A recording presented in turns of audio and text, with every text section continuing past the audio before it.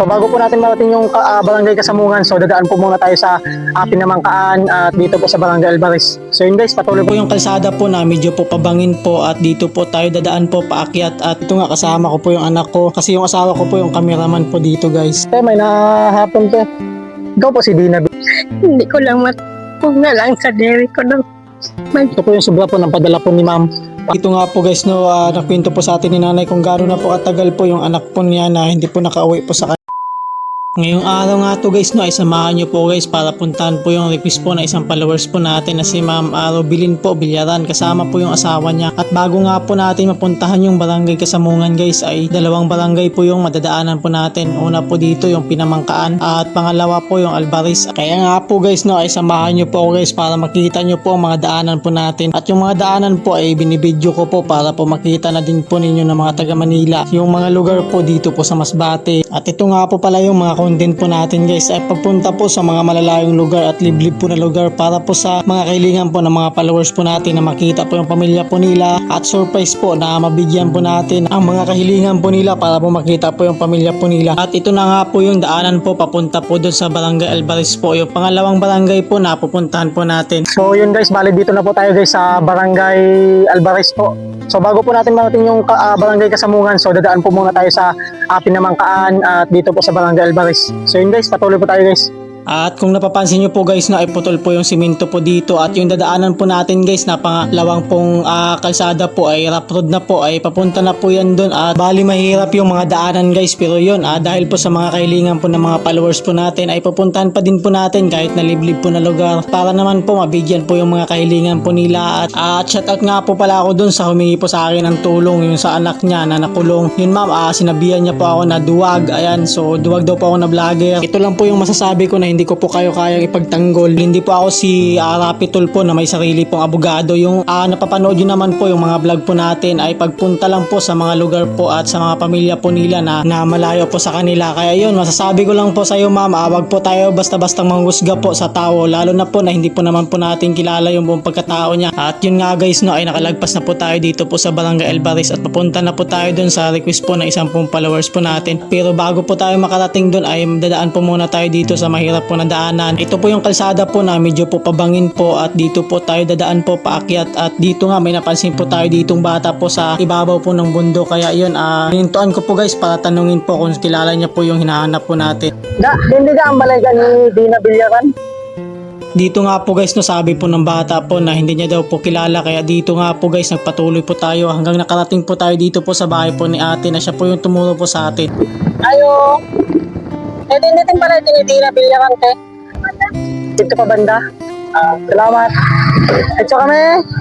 Dito nga po guys no, dumating na po tayo kung saan po tinuro po natin yung bahay po na hinahanap po natin. At dito nga kasama ko po yung anak ko kasi yung asawa ko po yung cameraman po dito guys. May nahapon po.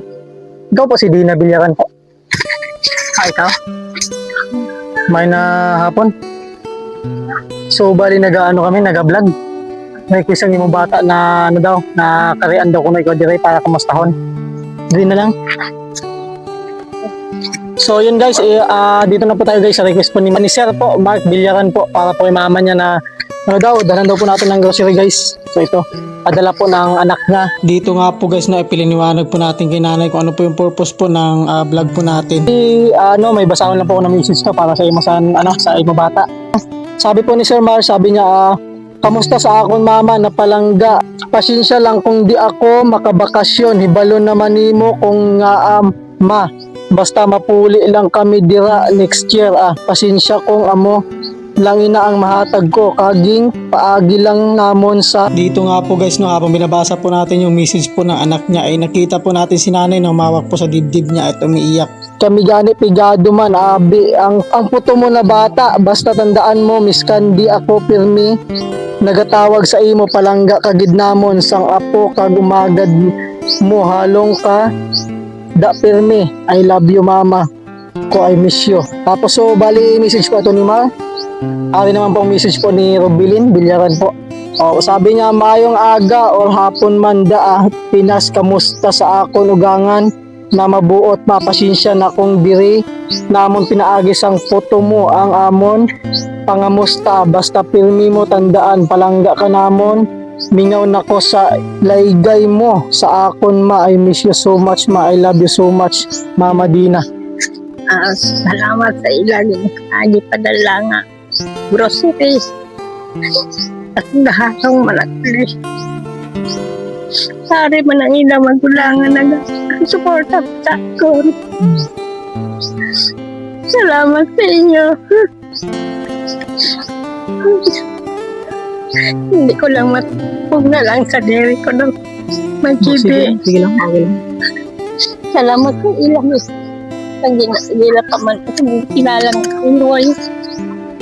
Lati, talang na po sila. Sa ilang nga dua. Mga pila na po ka tuig po na yung bata nga wala po dito ka uli sa imo? Hindi ka mang dugay pero nagdirigid na sa ako na hasta nagdako, nagsortiron. Naman bala sa ako siya. Dito nga po guys, no, kininto po sa atin ni nanay kung gano'n niya po kamahal po yung anak niya na nag-request po kasi bunso daw po ito na anak niya. So yun guys, ipapakita ko lang guys na yung mga grocery po na pinabili po sa atin ni Sir para po kay mama niya. So ito. So ito po yung resibo po sa pinamili po namin guys. At ito nga po pala yung resibo po na binili po natin guys. At salamat nga po pala kay Ate Josimir po na hindi na po tayo pinabayad po sa charge po na cash out po natin. So ito guys, biskwit, tapos ito nga sa dosina po na Maggi, at kape, para po kay nanay, at gatas po na pang adults, asukar po, asukar guys, tapos mga dilata, Tapos sabi po ni ma'am, bali yung cash daw po na 500 po, bali bigay na din po natin kay nanay. So ito po yung sobra po ng padala po ni ma'am para po kay nanay. So bali 500. So bali may ka pa po, may masabi ka pa po liwat po sa inyo. Sa nagpadala po sa inyo Salamat ng ginpadala nila. Ay nga na makabulig maghita ako. Siyempre, pigado pa ng iba ng mga kauturan. Salamat. Nag-ihatag huro at yes bagang pagkao. Salamat nagka-uli na ka. Lahat naman sa ibang bansa. Salamat ng padala ni Rondon, Audondon. Karon lang sa na sa itong sila katuig. Karon lang sila man sa gabulig ko sa iyo pamilya. Pero salamat lang. Dito nga po guys, nakwento po sa atin ni nanay kung gaano na po katagal po yung anak po niya na hindi po nakauwi po sa kanila. So yun, natupad po natin yung request po ni Sir at ni Ma'am po. So ito po yung mga vlog po natin guys, sa pagpunta po sa mga malalayong lugar, kahit po na liblib po na lugar ay pinapasok po natin guys para matupad lang po yung mga kahilingan po ng mga followers po natin. Lagi nyo po nasuportahan po yung mga ginagawa po natin vlog. So yun lang guys, maraming salamat po and God bless.